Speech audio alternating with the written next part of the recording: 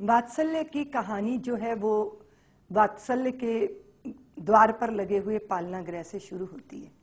बहुत सारे ऐसे बच्चे हैं जिनको बहुत ही बुरी तरह निर्ममता से मार दिया जाता है, लेकिन कभी कभी उन बच्चों का जिनको छोड़ने का प्रयत्न होता है, उनका प्रारब्ध उनका काम देता है। प्रकृति परमात्मा चाहते हैं कि वो जीवित रहे, इसलिए वो किसी भी तरह की परिस्थितियों में जो है वो वात्सल्य ग्राम के द्वार पर लगे पालना गृह में आता है।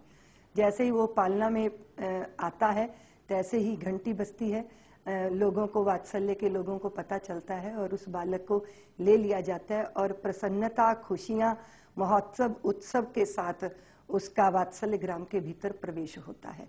और फिर उसके पास होती है एक यशोदा, एक मौसी, एक नानी, बहुत सारे भाई बहन, और वात्सल्य ग्राम का बहुत ही सुंदर सहमति के माहौल से भीगा हुआ एक वातावरण उसकी बाहें पसारे उसकी प्रतीक्षा करता है। कभी कभी ऐसा होता है कि उस बच्चे को तुरंत जो है वो मेडिकल जरूरत पड़ती है, उसको इस तरह जब हालात ज्यादा गंभीर होते हैं तो वो वृंदावन से दिल्ली लाया जाता है, जहां पर दसियों दिन नहीं, कभी कभी तो महीनों वो मृत्यु से लड़ता रहता है। और क्योंकि वो वात्सल्य के आलिंगन में आ जाता है, इसलिए मौत परास्त हो जाती है और जिंदगी उसको नए रूप में लेती है और वो जीवन की नई धारा के साथ जुड़कर पुनः अपने घर वापिस आता है। उसका घर यानी उसकी देवकी का नहीं, अपितु उसकी यशोदा माँ का घर, उसका अपना घर। उसके बाद बच्चे का जो है विकास शारीरिक, मानसिक, शैक्षणिक तौर पर उसकी वहां पर व्यवस्था रहती है। हमारे यहाँ बहुत छोटा सा बालक आनंद अनुभूति के विद्यालय में जाता है, क्योंकि मैं मानती हूँ कि बालक गर्भ से ही सीखना प्रारंभ कर देता है। अभिमन्यु ने माँ के गर्भ में ही चक्र व्यूह को भेदन की कला को सीख लिया था। एक एक पल पल, क्षण क्षण बच्चा विकसित होता है तो वातावरण से सीखता है, इसलिए प्रारंभ से ही उसका ऐसा आनंद अनुभूति हमारी व्यवस्था है जहाँ बच्चा रहता है और शाम तक रहता है, बहुत सारी बातों को सीखता है। उसकी दिमाग को बहुत सारे ऐसी खुराक मिलती है जो उसको एक अच्छा करुणा से भरा हुआ और एक अच्छा वीरता से भरा हुआ इंसान बनाने में सहयोग करती है। फिर संविद गुरुकुलम हमारे यहाँ इंटरनेशनल एक विद्यालय है जहाँ बच्चा 12वीं तक पढ़ता है और उसके बाद उसको जब ऊंची पढ़ाई करनी होती है तो वात्सल्य ग्राम के बाहर भी उसके लिए बहुत सारी संभावनाएं होती हैं। हम लोग सोचते हैं कि किसी को छत देकर किसी का आसमान कभी नहीं छीनना चाहिए, उसके भीतर जो भी संभावनाएं हैं उसे जागृत करने का और उसको विकसित करने का प्रयत्न करना चाहिए।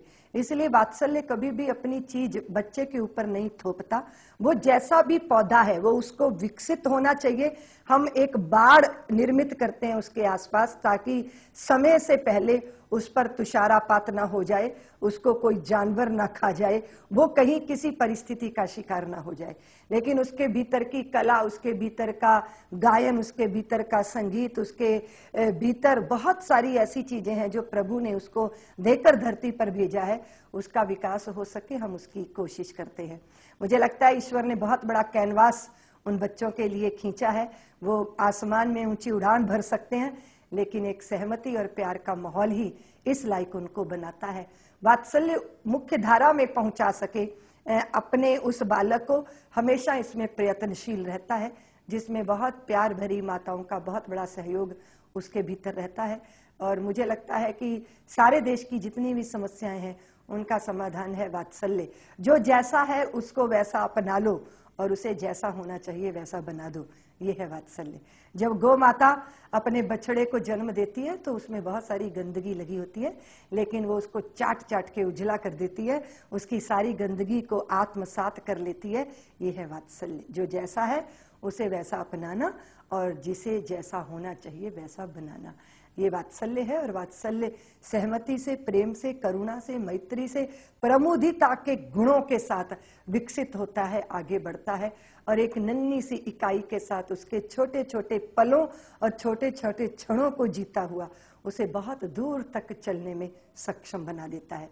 हम सारे देश में ही नहीं अपितु वात्सल्य देश की सीमा को पार करके अमेरिका के न्यू जर्सी क्षेत्र में भी विकसित हो रहा है। हमें लगता है हम सारी दुनिया के अंदर जो अलग अलग है उनको मिलाएंगे और एक दूसरे का पूरक बनाएंगे, ताकि संसार में कोई भी अकेला न रह जाए, किसी को भी अकेलेपन का दंश न झेलना पड़े।